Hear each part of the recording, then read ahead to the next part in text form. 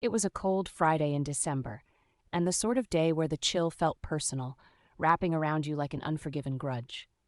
Christmas lights blinked reluctantly against the afternoon gloom, and I was lying on my old twin bed at home, absent-mindedly tracing the worn edges of the quilt my mom had made back when even the future felt assured.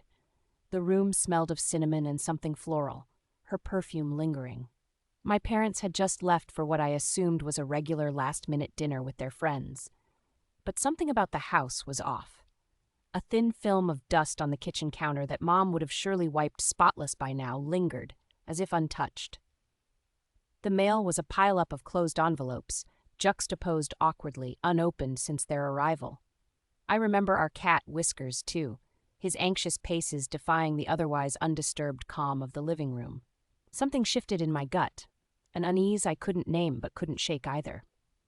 Curiosity, or maybe a twitch of intuition, pulled me toward the study.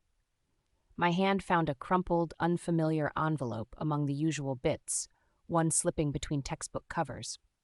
Inside was a letter penned in my mother's handwriting, only I initially hoped against hope that her familiar swirls and loops were misinterpreted jolts of someone else's hand. It read like a quiet farewell, an honest outpour of loneliness and heartbreak, detailing promises she felt could no longer be met and dreams she'd once cornered into permanence.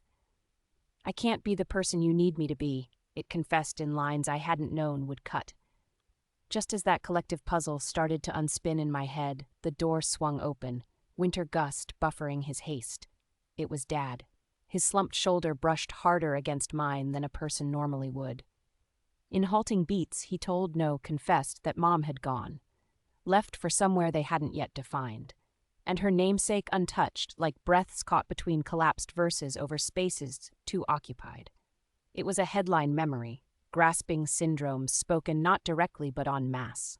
The years seeped abruptly past that hellish day, tinctured with fragmented Wednesdays jibed by Maya-y wishful repeats of inviting mothers' conversations with non-existent echoes. Deletion turned infancy silent collective, competing masks clinched steadily, they brought alternate rhythms. Eventually she found content shield, large osmosis mindbeat, quietude bad, seasonal attention, healthiest rare artifact bottom-minded conclusions, uniquely unresolved, symbolic aching nadir customary hope gambits. Her Kanye smile, pre-season, soul refrain, cinnamon elfin, mid, late notices clung, each hick, Bible scare, fate, price torn, aging ad flames, harming, betrayed, healed, dismissed, finding, dead, insufferable, blame, unsought, lingu, lines.